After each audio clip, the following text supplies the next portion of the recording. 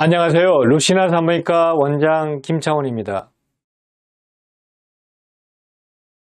저번 시간에는 임신 중 약물 사용에 대한 전반적인 지식과 지침에 대해 설명드렸다면 오늘은 임신 중 사용 가능한 약물과 사용 금기인 약물에 대해 자세히 알아보겠습니다. 임신 중에는 많은 여성이 약물을 복용하면 안 된다고 알고 있는 경우가 많은데요. 하지만 선진국에서 임신 중 약물 사용은 약 50%에서 최소 1개 이상의 전문 의약품과 일반 의약품을 사용하는 것으로 알려져 있습니다. 임신 중에도 필요한 경우 약물을 사용하게 되는데요. 일반적으로 임신 전 당뇨병이랑 고혈압, 갑상선 질환, 우울증 등 정신질환, 뇌정증 등 기저질환이 있는 경우는 반드시 약물을 사용해야 합니다. 그리고 임신 중에 감염질환이랑 급성질환이 생기는 경우도 약물을 복용하게 되죠. 또한 임신성 당뇨나 조기 진통 등 조산 위험성이 있는 경우, 임신성 고혈압 및 입덧이 심한 경우, 38도 이상 고열이 있는 경우에는 약물을 사용하게 됩니다. 이처럼 임신 중에 약물을 복용해야 하는 경우가 있죠. 임신 중 태아와 임신부를 위한 안전한 약물 사용이 필요한데요. 이를 위해 기저질환이나 질병으로 인해 임신 전 가임 기간에도 약을 복용하고 있는 여성은 엽산을 800mg 이상 복용하고 술과 흡연을 반드시 피해야 합니다. 임신을 하게 되어 기존의 약을 반드시 복용해야 하는 경우라면 태아에게 영향을 주지 않는 최소 용량을 사용해야 하죠. 하지만 임신 중에는 생리적인 변화로 용량을 줄이는 경우도 있지만 약효를 내기 위해서는 오히려 용량을 올려야 하는 경우도 있습니다. 특히 임신 중에는 프로게스테론 호르몬에 의해 장 운동이 느려져서 약물이 위장관에 머무는 시간이 30%에서 50% 정도 증가하게 되는데요. 하지만 임신 중 입덧이나 구토 등이 있는 경우는 흡수되는 양이 줄어들게 되죠. 그래서 입덧이 심한 경우, 입덧이 심하지 않은 저녁에 약물을 복용하거나 경구의 약물 투여를 고려하기도 합니다. 임신 중에는 신장의 사구체 여과율이 증가하고 신혈류량도 25%에서 50% 정도 증가하므로 신장으로 배설되는 약물들은 적절한 혈중 농도를 유지하기 위해 임신 중에는 약물의 용량을 약 20%에서 60%까지 정량하여 사용하기도 합니다. 위산 분비 또한 임신 전보다 약 40% 정도 감소하여 약물 흡수에도 영향을 미치게 됩니다. 따라서 임신을 하게 되면 기존의 약물 사용의 선택과 용량을 조절해야 하는데 반드시 전문의와 상의를 해야 하겠죠. 임신 중 약물 사용에 있어서 가장 중요한 부분이 태아에 대한 영향인데요. 기형 유발 의약품에 의해 발생하는 태아에 대한 영향은 사망, 기형, 성장 지연, 그리고 기능성 손상 등이 생기게 되죠. 많은 기형 유발 약물들은 약을 사용한 후에 정례 보고에 의해 알려졌는데요. 여드름 치료제인 이소트레티노인, 상품명으로 노악규탄, 탈리도마이드, 와파린, 디에틸베스테롤 등이 알려져 있습니다. 그리고 입덧으로 최근 사용을 많이 하고 있는 벤덱틴은 기형 발생과 연관해서 판매가 중지되었다가 캐나다에서 지속적으로 사용하여 기형 사례가 없어 다시 FDA에서 승인이 되어 시판하고 있는 거죠. 그럼 임신 중 사용이 금지된 약물들에 대해 말씀을 드릴 테니 임신을 계획하고 있는 분이나 임신 중 약을 복용해야 하는 경우에 참고하시기를 바랍니다. 다음에 설명하는 약물들은 약 이름이 아니라 성분을 말하며 임신이나 임신 전 복용 시 기형을 유발하는 약물로서 사용을 금해야 합니다. 특히 임신 초기에는 태아 기억 유발이 높아 특별히 주의가 필요한 약물들이죠. 첫 번째는 비타민 A계 약물 혹은 여드름 치료제로 쓰이는 이소트레티노인, 상품명은 로아큐탄입니다. 비타민 A인 레티노이드가 직접 세포 독성으로 작용하여 중추신경계, 얼굴, 심장, 흉성 등의 기형을 일으킵니다. 뇌신경세포에 특히 민감하여 자연유산, 손해증, 수두증, 두개골과 안면, 귀 등의 변형을 일으키고 지능 저하 등이 발생하죠.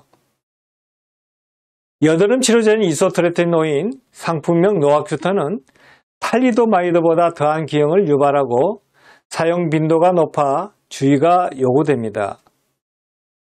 약물에 노출되면 약 20%에서 유산되고 약 50% 정도는 임신 중절을 하는 것으로 알려져 있죠.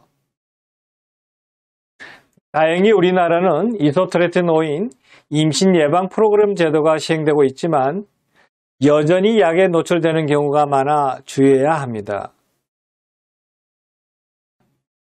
두 번째는 고혈압 치료제인 안지오텐신 전환 효소 억제제로 쓰이는 캡토프릴, 에날라프릴입니다.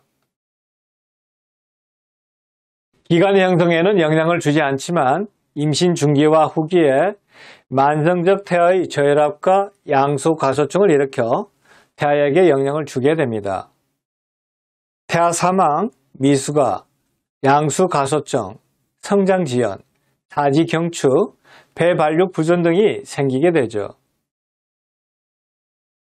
세 번째는 항경영제로 쓰이는 발프로익 액시드, 카바마제핀, 페니토인입니다.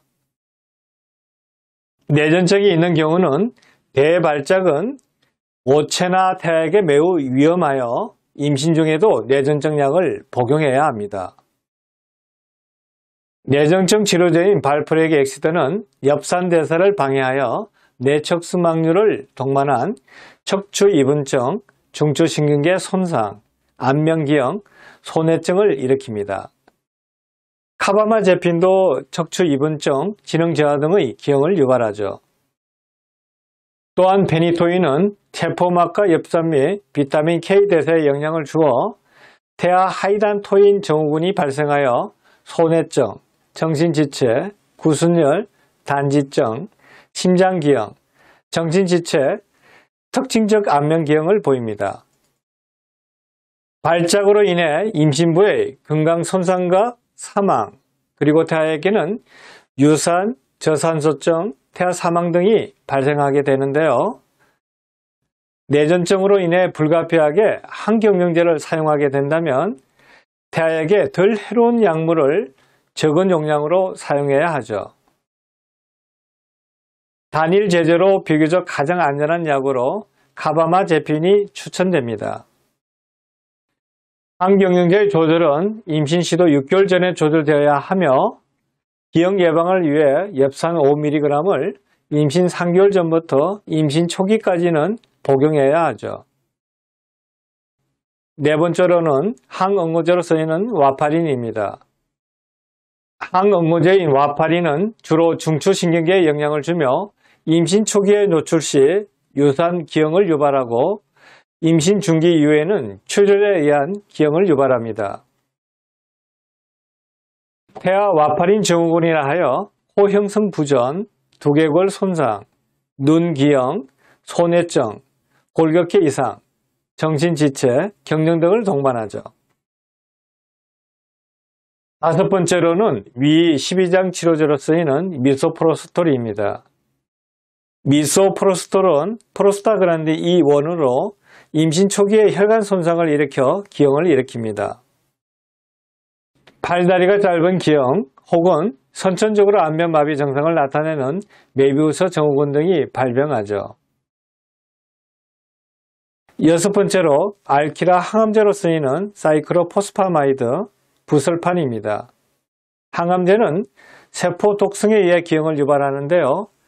알키라 항암제는 대사물들이 DNA에 영향을 미쳐 세포 사멸을 일으킵니다. 성장지연, 구개열, 소안구증, 난소 형성 부전, 신장기형, 손발기형을 일으키죠. 7번째로는 항진균제로 쓰이는 프루코나졸입니다.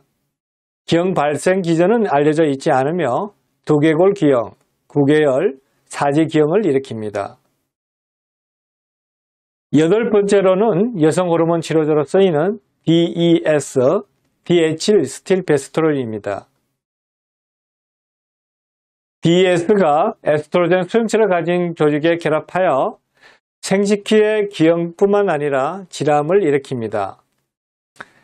이하에서는 월경불순, 조산, 유산, 수태율 감소를 일으키고 남하에서는 잠복고환, 성기능 부전, 정자 형성 감소 등을 일으키죠. 9번째로는 항생제로 쓰이는 테트라사이클린과 스트랩토마이신입니다. 테트라사이클린은 태반을 통과하여 주로 뼈와 치아에 문제를 일으켜 유치의 색깔 이상, 치아 에나멜 형성 부전을 일으킵니다. 10번째로는 아미노글라이코사이드계 항생제인 가나마이신, 겐타마이신, 토브라마이신, 스트랩토마이신입니다. 가나마이신과 스트랩토마이신은 8번 내신경에 손상을 주어 청력 감퇴를 일으킵니다. 11번째로는 조울증 치료제 혹은 항우울제로 쓰이는 리튬, 디아제팜, 로라제팜, 파로세틴입니다. 최근에는 항우울제를 복용하는 여성이 늘고 있으며 이 약물로 인해 임신을 중단한 사례도 늘고 있죠. 디아제팜과 로라제팜 같은 벤조디아제팜 계열의 약물은 구개열, 신생아 호흡곤란 등을 일으켜 주의를 요합니다. 12번째로는 안드로겐성 호르몬 치료제로 쓰이는 다나졸 테스토스테론입니다. 여성 배아의 남성화로 음액거대증과 소음순 융합 등이 나타나죠. 13번째로는 마약류인 코카인입니다. 자궁 혈류 감소로 인한 혈관 손상에 의해 기형을 유발하는데요. 자궁 내 성장지연, 소뇌증, 사지절단, 요로기형, 신경행동학적 이상 등이 생깁니다. 14번째로는 진통 혹은 해열제로 쓰이는 아스피린입니다. 아스피린은 저용량은 유산 방지나 임신 중독증 예방 효과로 사용되지만 가량 사용 시 태아의 배벽 갈림증, 소장 폐색, 동맥간 조기 폐색을 일으킬 수 있어 FDA 분류상 D군에 속합니다. 이러한 이유로 사용을 제한하며 특히 임신 후기에는 사용을 하지 말아야 하죠. 15번째로는 다발성 골수종 치료제로 쓰이는 탈리도마이드입니다. 탈리도마이드 성분이 DNA에 삽입되어 기형을 유발합니다. 포코멜리아, 선천성 심장기형, 농화, 소위증, 무위증, 신장기형 등이 생기죠. 16번째로는 류마티스 관절염 및 다른 용도로 쓰이는 메토트렉세이트입니다. 안티메타볼라이트는 엽산의 대사 과정에 적용하는 디하이드로폴레이트 한운 효소의 활성을 방해하고 세포 분열을 억제하여 세포를 죽게 만듭니다. 따라서 메토트렉세이트는 엽산과 기량작용을 하여 DNA를 만드는 뉴크레오타이드의 합성을 방해해 신경관 결성증의 기형을 일으킵니다. 위의 열간 약물들은 임신 시 금해야 하는 약물들을 나열한 것인데 혹시 치료의 목적으로 이상의 약물을 써야 하는 경우라면 치료를 마치고 약물을 중단한 후 언제부터 임신 시도가 가능한지 확인한 후 임신을 계획하는 것이 바람직합니다. 요즘에는 스트레스로 인한 탈모나 여드름 치료제도 위험한 성분이 들어간 경우가 있으니 유의하셔야 합니다. 만약 질환이 있는 상태로 임신을 한 분이라면 반드시 의료진과 상의한 후 태아약의 영향이 적은 약물로 바꾸셔야 하죠. 임신 중이라고 모든 약을 복용하면 안 되는 건 아니며 배아기가 지난, 즉 임신 10주 이후의 산모들이 안전하게 사용 가능한 약들이 있습니다. 또한 전문가와 상의 후 복용할 수 있는 약들의 종류에 대해 대략적으로 설명해 드리겠습니다. 해열 진통제나 두통 시 많이 쓰이는 아세트아미노펜, 지사제로 많이 쓰이는 로페린, 로페라마이드, 변비 치료제로 쓰이는 락툴로즈, 식이섬유, 차전자피 등이 임신 중 비교적 안전하여 사용이 가능합니다. 알러지나 가려움증이 있을 때 쓰이는 항히스타민 제로는 세트라진, 상품명으로는 지르텍으로 알려져 있죠. 그리고 로라티딘은 임신 중 사용이 가능합니다. 위산 과다로 인한 속쓰림이나 위장의 불편함에 쓰이는 시메티딘, 라니티딘, 파모티딘도 사용이 가능하죠. 항생제로는 페니실린 계열인 아목사실린과 엠피실린은 태아에게 비교적 안전하여 독성이 적어 임신 중에 감염 시 흔히 사용됩니다. 또한 기침할 때 사용되는 아세틸시스테인, 브로헥신 또한 사용 가능하죠. 항증균제로 사용되는 질정은 안전합니다. 임신 중 바이러스 감염 시 사용되는 아시클로버는 비교적 안전하여 연고나 먹는 약으로 사용이 가능합니다. 이것 외에 먹는 약이 아닌 외용제인 연고는 태아에게 큰 지장이 없지만 여드름이나 건선치료제인 연고는 피해야 합니다. 방금 소개드린 약물들은 약국에서 쉽게 구입할 수 있는 약들의 성분도 포함해 말씀드린 것입니다. 그렇지만 위험성이 낮긴 해도 장기적으로 노출되면 문제가 발생할 수 있습니다. 따라서 위에 말씀드린 약물들도 전문가와 상의 후에 복용하는 것이 가장 안전합니다. 임신 중에는 약을 되도록 복용하지 않는 것이 좋지만 당이 있거나 관절염, 그 외 기타 질환이 있는 경우는 무조건 약을 복용하지 않는 것은 정답은 아닙니다. 때에 따라서는 태아에게 해가 되는 것을 막거나 분만 전까지 안전한 임신 유지를 위해 약물 사용이 불가피한 경우도 있죠. FDA 기준이나 GR 분류 기준을 보고 산모기인이 안전한 약물과 안전하지 않은 약물을 섣불리 판단하기엔 그 기준들이 임신부들에게 절대적으로 안전한 지침서라는 보장은 없습니다.